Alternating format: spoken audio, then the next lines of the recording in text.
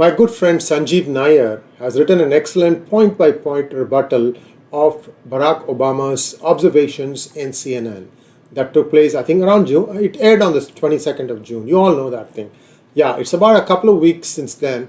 And Sanjeev wrote in his website, 𝙒𝙗𝙗𝙤, and I am just adding to that. So if you want the basic premise of this article, you can go take a look at and read that article. I'll give you the link to that in the description section of this hangout. So what is it that is important about this? Let's take a quick look at what are all the things President Barack Obama said about the rights of minorities in India. Well, this is going to be a two-part conversation. The first part, I'm going to talk about what the author finds interesting about the United States, and then the second part talks about the author's submission of facts as far as how the minorities are treated in India. Here we go. Well, in the interview with Christiane Amanpour, Obama had said that if he had a conversation with Modi, his argument would be that if the Indian Prime Minister didn't protect the rights of ethnic minorities, there was a strong possibility of India pulling apart.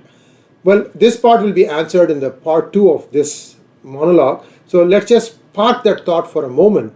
And some of the things that people have said is, well, it could be that Biden wanted to ask all these questions of Modi, but since Modi was on a state visit, it is Obama who's echoing Biden's thoughts. Well, you take it for what it is worth. I will leave it to you whether you want to think that that is what is the truth or not. I have no idea whether I should take a position on that. Now, the most important thing that Obama kept stressing, by the way, it is believed that he was born a Muslim and then he converted to Christianity because he was going to enter politics. And in US politics, you have to be a Christian to be able to get noticed. Well, interesting, isn't it? You have Kamala Harris, you have Nikki Haley, you have just about everybody. They all, except for one or two, Radha Krishnamurthy and Ro Khanna come to mind. Most of them have said that they are Christian now. Of course, we have Vivek Ramaswamy, the new presidential contender for the Republicans, who also said that he is a Hindu. So, and in fact, he answered the question best about how it is still the same way it should be treated, how Hinduism is similar to the Abrahamic religions. He had an excellent answer to that. You can go and look it up on the web. Here's the prognosis from Mr. Obama that if India doesn't help its minorities, then there is a fear that India might tear apart one more time. Interesting, isn't it? Because if you look at all the presidents, most of them, in fact, I think I would say all of them will take their oath of office with one hand on the Holy Bible. And they'll have a backstory for that copy of the Bible that, that was my first copy, handed down by my grandma or handed down by my great-great-great-great-granduncle who came as on the Trafalgar. These are stories galore. Somehow trying to say that we belong to that original group that came from United Kingdom. So, whatever it is, do you think that the minorities should feel afraid in United States? For example, I'm not a Christian. Should I be afraid? Are my rights being trampled? Am I complaining? I don't think so. All I'm trying to tell you is that this outrage, this fake outrage that, or this fake concern that Obama has is extremely poorly researched, and it is essentially echoing what another loudmouth, Ilhan Omar, has been saying, and also what USCIRF has been echoing. The pushback is pretty hard now. They are all watching PGurus videos. They know that when we hit back hard, we hit back with facts. So there's no running away from that. Now, if you take a look at 1 year, 2021, 48,830 people died from gun-related injuries in the United States. This is a Pew Research report. That number is more than the 44,729 lives lost due to terrorism in Jammu and Kashmir from 1988 to March 31st, 2019. A period of 31 years. 1 year is more than 31 years. and you still think that the minorities are feeling endangered? You can meet the original inhabitants of the United States maybe in museums or in some protected Indian reservation areas. Otherwise, they are long but gone. Mr. Obama, who has taken several trips to India, would have noticed Muslims are everywhere, including Bangladeshis and now Rohingyas. Over 20 crores of them. That is the population of the Muslims. The last Catholic president, before Joe Biden was sworn in, was a favorite, John F. Kennedy, who was killed in 1963.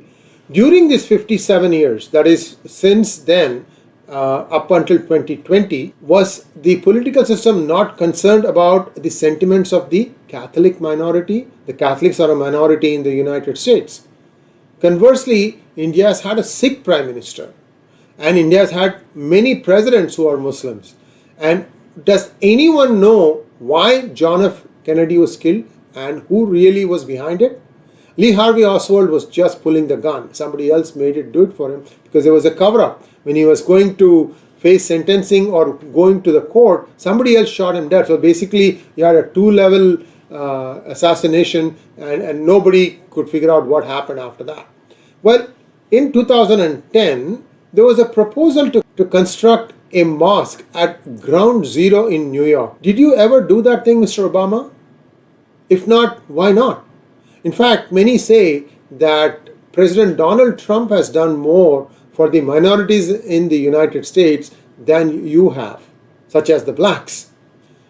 Why is it that the US never had a woman or a Muslim president? On the other hand, if you look at India, the current president is a Vanvasi Samaj, a tribal, and before that, Pratibha Patil was president too, not to forget Srimati Indira Gandhi, who was the prime minister. And India also had three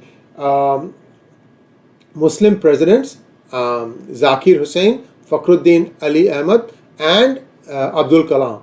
So India is a much more pluralistic society than US will ever be. I'm sorry, I have to say this thing because I've spent half my life in the US. I can tell you some things don't change. Do you know that India is home to Shias, Sunnis and Ahmadiyas who are not treated as Muslims in Pakistan? Please enlighten, if in the United States, do you have different Muslim sects? And if so, are they being treated differently or preferentially? Full 89 years after US got independence, it has got freedom in 1776, but its first president, I think, was in 1788, if I remember correctly. Anyway, my point is that it took 89 years to abolish slavery. In fact, it took a civil war also. Hope it doesn't exist now. Well, in that case, what happened to BLM, Black Lives Matter? So you have some problems. We have problems in the United States. Instead of addressing these, why are we talking about a country halfway across the world? And how did US grow? It kept buying land. Louisiana Purchase, and then you had Manifest Destiny and many other such things that happened. In fact, buying land from Russia, which was Alaska. Now, how did the United States treat the residents of all those areas? Well, the natives, they are almost extinct now. What about the remaining people? I don't know. I hope you can answer this question. Well, if you look at India's civilization, it has been around for thousands of years. India has been home to Jews, it has been home to Parsis, it has been home to just about, even Muslims who used to, early settlers, they used to be called Mappilas in Kerala, they used to be tradesmen, and India has been hospitable to all of them. In fact, many of these people came before the American country was even discovered, or North America was discovered by Europe. And in all these, over all these years, all these minorities, the Parsis, the Jews, they've all thrived and they never play the minority card. Why is that? What is it that so special about one community that you yourself belong to? And why do you have to keep on whining? That's how it feels to me, that you are whining. And the US is so concerned about human rights in India, but you supported autocracies across Asia and Africa. How did the United States pull down a democratically elected government in 1959 in Iran? Even today, Iran is not settled. Well, this is the two-way street. If you ask questions of others, others are going to ask you of the same. It's called as purva paksha in Sanskrit. That means you look at the other side first before you answer for yourself. Democracy existed in India in Indic form before North America was even discovered. Do you know the other name for India? It's called Bharat. Do you know how or why the name Bharat came about? Thousands of years ago, there was a king called Bharat. And at that time, the son succeeded the father as to the throne. But Bharat felt that none of his sons were equal to the task. So he democratized the process. That is how democracy was born in India thousands of years ago. That's why India calls itself Bharat after Bharat. Now, answer me this question. Every time either you or any other president that comes to India, they are wondered at the Taj Mahal and all the other great things. They partake of the hospitality. Then there'll be one meeting where they'll sneak in this statement saying how the Christian minorities in India are also under danger.